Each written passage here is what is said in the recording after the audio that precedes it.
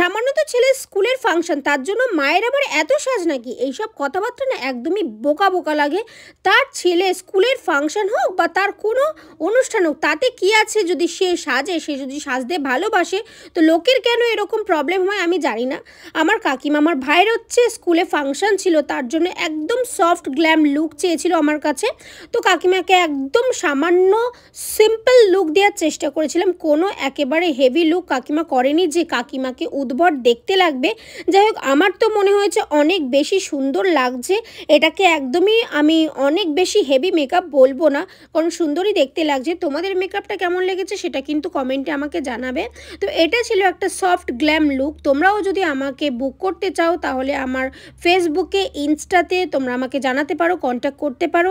Any types of makeup, bridal makeup থেকে শুরু করে সফট গ্ল্যাম, সব রকমের মেকআপ আমি করি। তাহলে চলো আজকের মতো আসি, টাটা।